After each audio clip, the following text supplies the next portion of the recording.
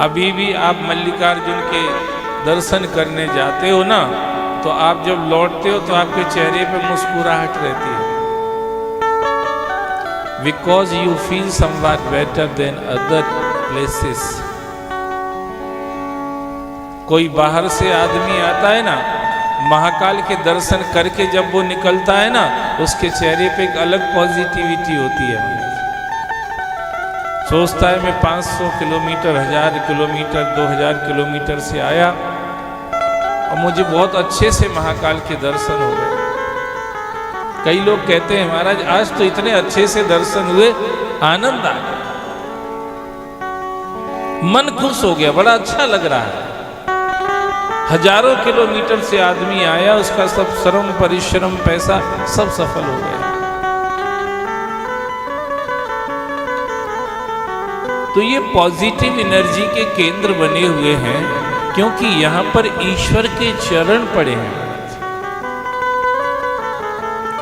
प्रभु ने प्रकट होकर के इन स्थानों पर कभी लीलाएं की हैं।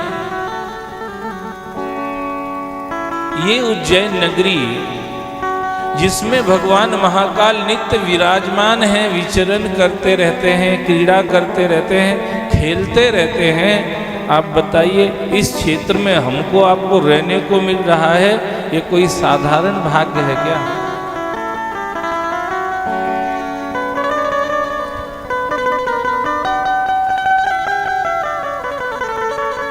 जब वो यहाँ क्रीड़ा करते हैं, और मुझे तो लगता है कि जब वो नहाते होंगे तो क्षिप्रा मैया में ही नहाते होंगे। कोई बाथरूम में नहाएंगे क्या?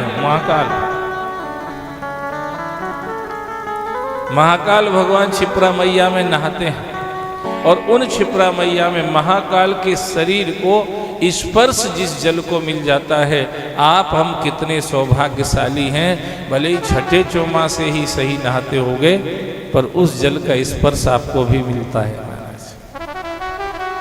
It is not a normal incident, ये कोई साधारण घटना नहीं है। पर विचार हम लोग करते ही नहीं, हमारा दिमाग ही नहीं जाता इन चीजों की तरफ।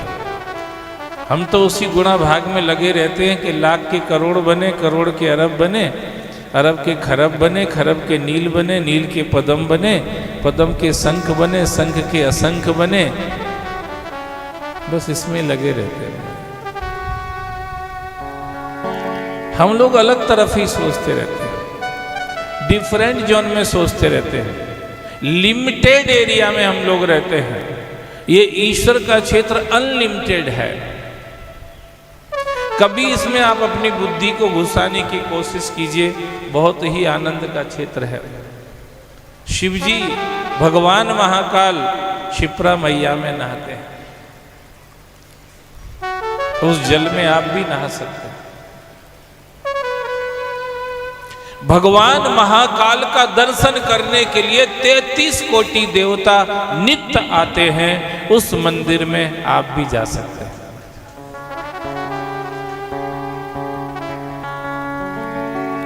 जहां देवता भी आकर के इनकी सेवा, पूजा, अर्चना, स्तुति, प्रार्थना, गीत गाते नाचते हैं, उस महाकाल के पवित्र प्रांगण में आप भी आनंदित हो सकते हैं। आप इन चीजों पर कभी विचार किया करो, तब आपको लगेगा कि ये सब कितना महत्वपूर्ण है और हमको आसानी से उपलब्ध है। इसका कारण है महाकाल की कृपा। ये सब नॉर्मल नहीं। ऐसा सोच करके कभी आप महाकाल मंदिर में एक बार जाना, रास्ते में ऐसे विचार करते हुए जाना, फिर आप देखिए आपका शरीर वाइब्रेट करेगा।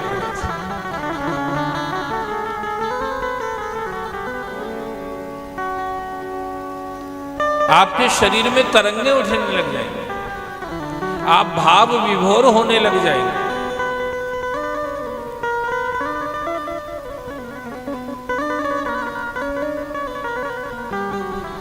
आपको अपने आप को संभालना आसान नहीं होगा, पर आपको तो यह है कि धक्का दे के घुसना है अंदर, बाकी कोई मतलब नहीं। किसी को पछाड़ करके, पीछे छोड़ करके आपको आगे जाना है।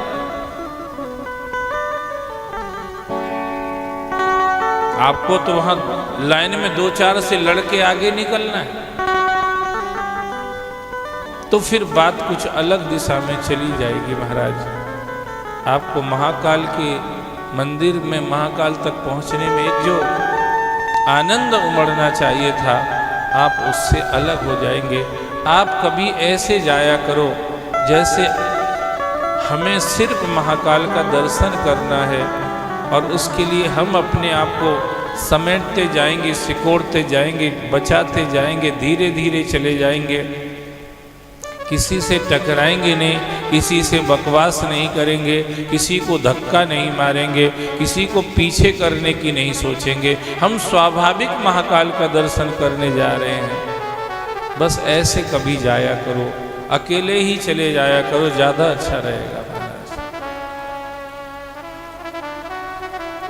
सत्संग में, सत्संग के बाद आप महाकाल में जाएंगे तो दूसरों की यात्रा में और आपकी यात्रा में बहुत फर्क पड़ जाएगा। मीरा के जाने पर द्वारकाधीश एक्टिव हो जाते, बाकी टाइम पे तो एक्टिव रहते नहीं हैं, दिखते नहीं हैं, पर मीरा पहुंच जाती हैं तो द्वारकाधीश एक्टिव हो जाते हैं। बाकी टाइम पर तो बाकी बिहारी उतने एक्टिव दिखते नहीं हैं, पर भक्त हरिदास पहुंच जाते हैं तो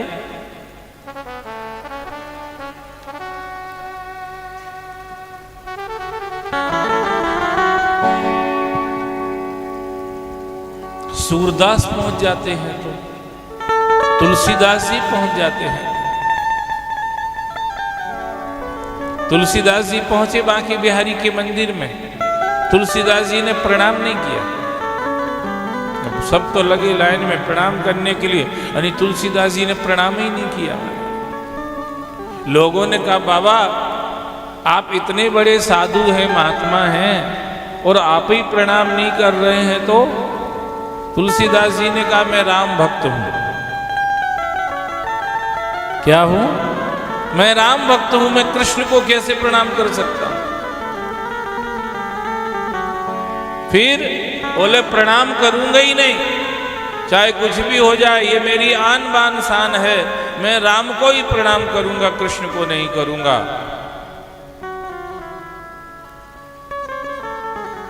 जैसे ही तुलसीदास जी ने ये कहा, बांके बिहारी कृष्ण से राम बन गए।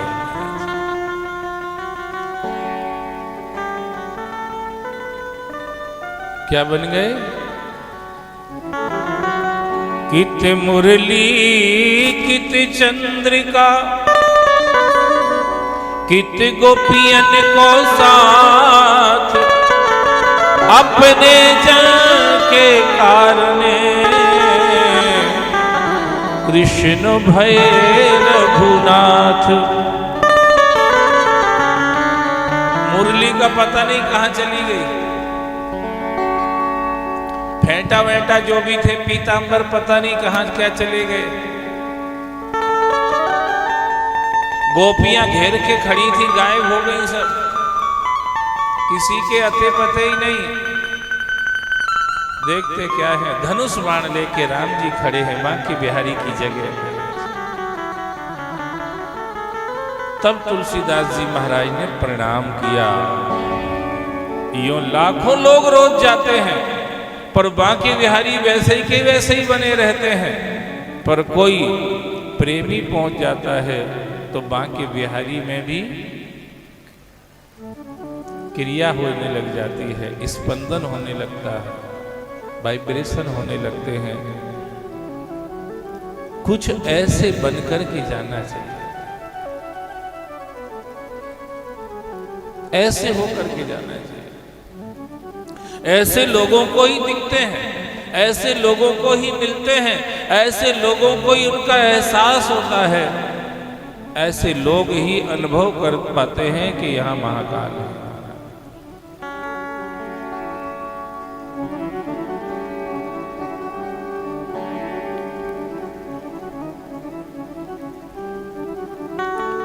तो विचार जब हमारी बुद्धि जब इन चीजों में प्रवेश करने लग जाती है तो इतना अच्छा अंदर का संसार हो जाता है। जैसा संसार बाहर का तो हो सकता ही नहीं है, चाहे कुछ भी हो जाए।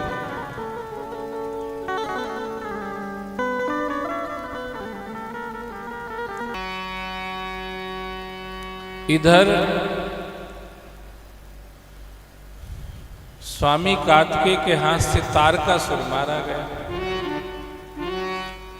क्योंकि ब्रह्मा जी ने वरदान ही ऐसा दिया था, शिव की संतान तुम्हें मारेगी, शिव की संतान तुम्हें मारेगी। मने विश्वास से पैदा होने वाला विवेक ही तर्क का नाश कर पाएगा महाराज। विश्वास से पैदा हुआ विवेक, विश्वास युक्त विवेक। विवेक बहुत लोगों के पास रहता है, विश्वास बहुत कम लोगों के पास। ब्रह्म ज्ञान तज नारी नर कहे न दूसरी बात। विवेक बहुत लोगों के पास, समझ बहुत लोगों के पास रहती है, अकल बहुत लोगों के पास रहती है, पर विश्वास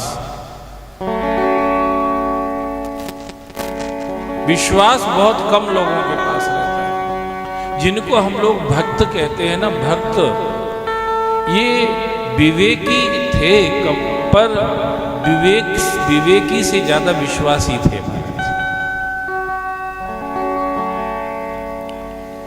कहीं से भी उठा लीजिए, सतयुग से ले लीजिए,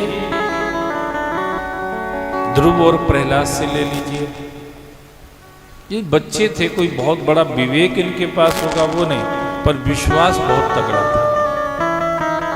जिस समय ध्रुव जी चले ना, तो मैया ने रोका, बेटा तू अभी बहुत छोटा है, 5 साल का है, भगवान कोई शहरों में तो मिलेंगे नहीं, जंगल में जाना पड़ेगा तपस्या करने, और तू इतना छोटा जंगल में जाएगा तो तुम्हें जानवर खा जाएंगे। ध्रुव जी ने कहा कि मैया, मृत्यु तो ब्रह्मा जी के हाथ से पहले से लिख दी जाती है, इसलिए वो जहां जब जैसे होना है तो वो तो होके रहेगी। घर में रहने से कोई अमर हो जाता है क्या? बल्कि सच में तो ये देखा जाता है, घर में रहने वाले जल्दी मरते हैं, जंगल में रहने वाले इतनी जल्दी। आप खुद अनुभव कर लेना, शहरी आदमी से गांव के आदमी की उम्र ज्यादा रहती है, और गांव के आदमी से भी जंगल में रहने वाले की उम्र।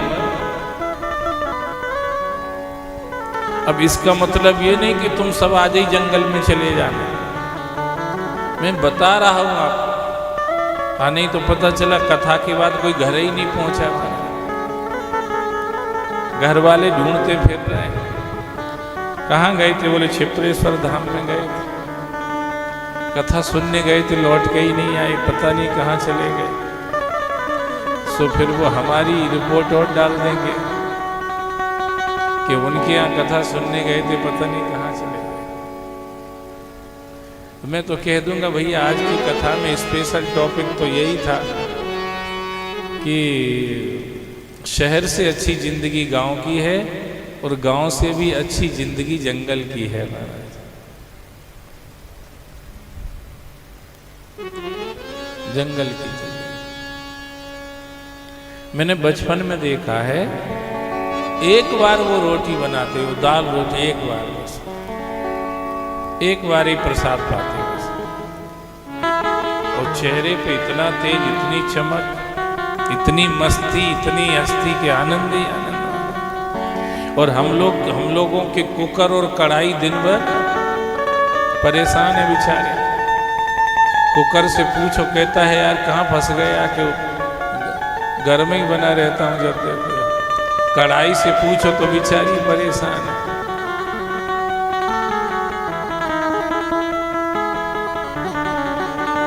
हम लोग खाते खाते ही रहते हैं,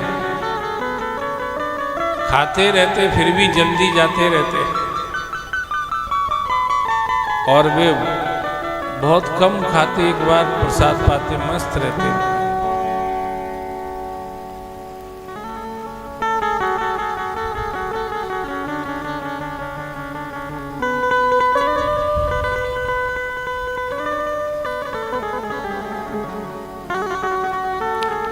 तो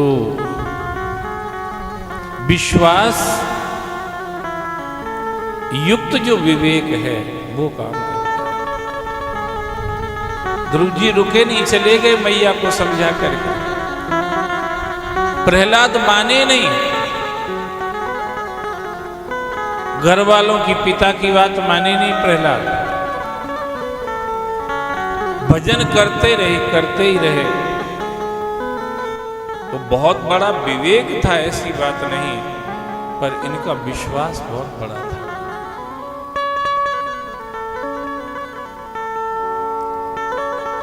भगवान रक्षा करेंगे ही सही। क्यों? अनन्या चिंतयन्त्यो माम ये जना पर्युपासते तेषां नित्यवियुक्तानां योगक्षेमं वहाम्यहम्। भगवान कहते हैं जो मेरे अनन्य भक्त हो जाते हैं उनकी सारी देखभाल मैं ही करता हूं। प्रणत कुटुंब पाल रघुराई यह कछु नहीं प्रभु के अधिकाई। प्रणत जनों की रक्षा भगवान स्वयं करते हैं।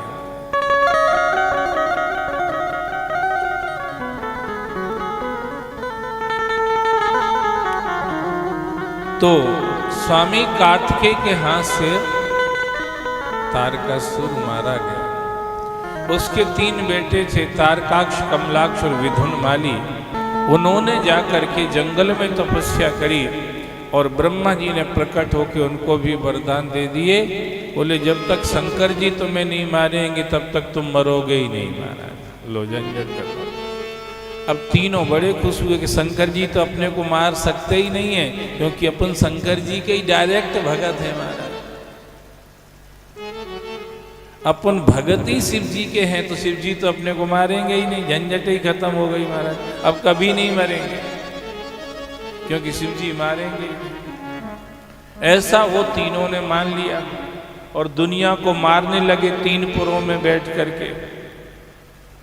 हाहाकार मच गई सब जगह। सब देवता इकट्ठे हुए ब्रह्मा विष्णु को लेकर के शंकर भगवान के पास में गए। शंकर भगवान ने कहा भैया तुम सुबह 4 बजे जगते हो कि 9-10 बजे जगते हो? बोले 10 बजे तो कलयुगी जगेंगे, अभी तो हम तो 4 बजे ही जग जाते हैं। कलयुग वाले जगेंगे 10 बजे, हम तो 4 बजे जग जाते।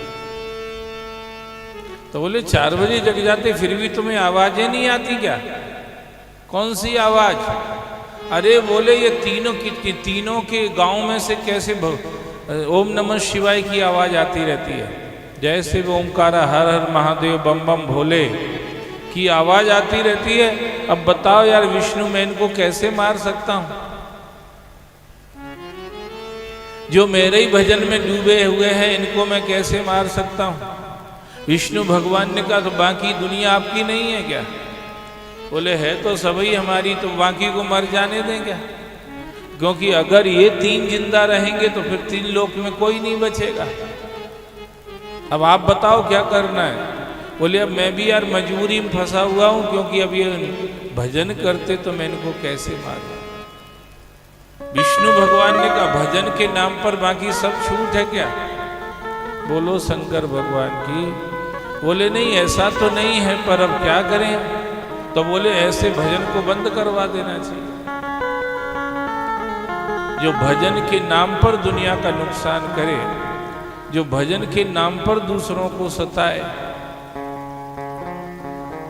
कई बहुएं कहती हैं मेरी सास कथा में जाती है तो थोड़ी ठीक दिखती है, कथा में से लौट के आती तो और खूंखार दिखती है। हमारे कई बहुओं का ऐसा अनुभव है हमारे। तो थोड़ा सासुओं को ध्यान रखना पड़ेगा, कथा की बेइज्जती मत कराओ यार।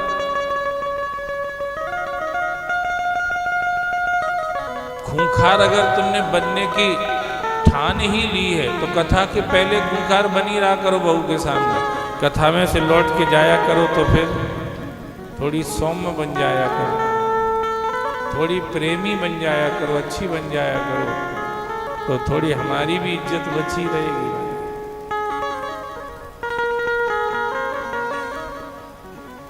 कथा में से आई मम्मी, बड़ी अच्छी बातें कर रही हैं।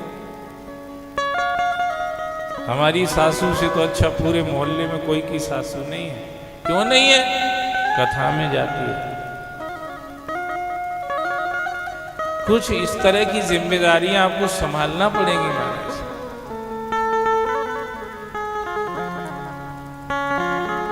बहुत जरूरी है। भजन के नाम पर सब कुछ नहीं किया जा सकता। भजन के नाम पर वही अच्छा लगता है जो भजन में समाहित हो।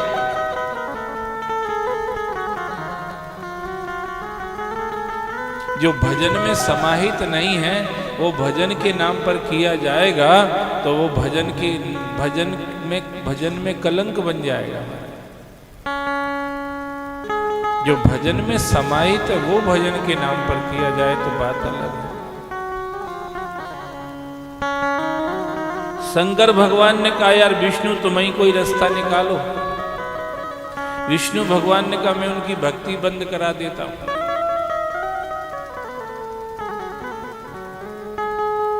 ठीक है, जैसा विष्णु भगवान गए, मूण मुड़ाए सन्यासी होके चले गए, मुंडी सन्यासी। कहा क्या रख के बैठे हो? अरे बोले दिखता नहीं, शंकर जी हैं शंकर जी। तो विष्णु भगवान ने हाथ में उठा ली, कहा शंकर जी पत्थर हैं। ये कोई शंकर है? ये पत्थर है, पत्थर कंकर। फेंको इनको यहां से। ये कंकड़ पत्थर कोई भगवान होते हैं? भगवान तो निराकार है, कण कण में है, सर्वव्यापक है। क्या तुम ये कंकड़ पत्थर क्या बोलते हो? बोले नमः शिवाय, जय हर हर महादेव। क्या होता है इसको बोलने से? मौन रहो, मौन रहो। उस ब्रह्म का, उस व्यापक ब्रह्म का साक्षात्कार करना है तो मुखर नहीं, मौन रहो। मौन रहने से उसका दर। ऐसी ऐसी बातें विष्णु भगवान ने प्रचारित करी कि उनके घंटा घड़ियाल सब धरे रह गए। गरुड़ घंटी महाराज सब, पंचपात्र इत्यादि सब धरे रह गए, कोई काम के नहीं। और पूजा बंद कर दी महाराज। पूजा पाठ भजन कीर्तन बंद कर दिए। वो घंटा घड़ियाल की आवाजें आना बंद हो गई। शंकर भगवान समझ गए विष्णु सक्सेस हो गए। फिर विष्णु भगवान सबको लेकर के आए शंकर भगवान के पास। अब कहीं से आवाज आ रही है, बोले आवाज पूरी बंद हो गई है। बोले जब इनने भजन की आवाज बंद कर दी है तो अब आप इनकी आवाज बंद कर दो। तो शंकर भगवान ने 24 तत्वों से बना हुआ ये संसार है, उन्हीं 24 तत्वों को मिला करके एक रथ तैयार किया महाराज। और उस रथ पर भगवान शिव विराजमान है। हाथ में पशुपति अस्त्र लिया, पहुंच गए युद्ध के मैदान में। देवता फूलों की माला लिए खड़े थे कि ये तीनों मरे और हम त्रिलोकीनाथ के गले में माला पहनाएं। और शंकर भगवान ने वहां एक प्रपोजल ला दिया। बोले ऐसे नहीं मारूंगा मैं इनको। फिर बोले तुम सब पहले पशु बन जाओ जब मारूं। सबको पसीना छूट गया। बोले देवता से डायरेक्ट पशु बनना पड़ेगा, बहुत मुश्किल हो जाएगी यार। देवता से मनक बनते, मनक इंसान बनते, फिर इंसान बन के शराब पीते, मांस खाते, अंडा खाते, गुटखा तमाकू खाते, फिर जाकर के पशु बनते तो समझ में आता कि थ्रू प्रोसेस बने हैं महाराज। पर अभी तो डायरेक्ट देवता से पशु बन जाएंगे तो बहुत बड़ी दुर्गति हो गई। सब देवता घबराने लगे। विष्णु भगवान ने दिमाग लगाया। उन्होंने कहा शिवजी अगर अपना पशु बना रहे हैं, इसका मतलब 4 पांव के पशु से, पूंछ वाले पशु से नहीं है। इसका मतलब है कि तुम अभी तक माया के जानवर पशु बने हुए हो, माया के गुलाम बने हुए हो, अब तुम मेरे बन जाओ। पशु का मतलब एक दास्ता की जिंदगी है। बंधे हैं आपके खूंटे पर गाय भैंस बकरियां हों जो भी है, पूर्णतः परतंत्र हैं। आप पानी पिलाओगे तो पी लेंगे, आप घास खिलाओगे तो खा लेंगे, खुद कुछ भी नहीं कर सकते। ऐसी जिंदगी होती है पालतू पशुओं की। शंकर भगवान ने कहा इससे अच्छा है तुम मेरे पशु बने, मेरे गुलाम बन जाओ, मेरे हो जाओ। मेरे जो गुलाम बन जाते उनको घास नहीं खाना पड़ती, उनको काजू मिलते खाने को, उनको काजू बादाम खारक अखरोट किशमिश मिलती हैं खाने को। इसको बहुत ज्यादा है। तो विष्णु भगवान ने सबको कहा कि ठीक है, वो ऐसा कह रहे हैं कि माया की गुलामी जब तक करते रहो ना तब तक मन का कल्मश धुलता नहीं है। जब जीव मायापति की गुलामी करता है, भगवान की सेवा करता है, तब धीरे धीरे उसका मन साफ हो जाता है। ऐसा कह रहे हैं शंकर भगवान। तो सब देवता तैयार हो गए, बोले ठीक है हम शिव जी के पशु बनने को तैयार हैं। शंकर भगवान ने कहा यहाँ कोई खाने से पशु नहीं बनते हैं, फिर गाने से बनते हैं। गाने से पशु बनते मतलब क्या? बोले ओम नमः शिवाय बोलो। बोले ठीक है ना, ओम नमः शिवाय। फिर बोलो शिवाय नमः ओम, तो शिवाय नमः। ऐसे शिव जी ने कहा कि ऐसे बोलो तब हम मानेंगे कि तुम हमारे पशु बन गए हो।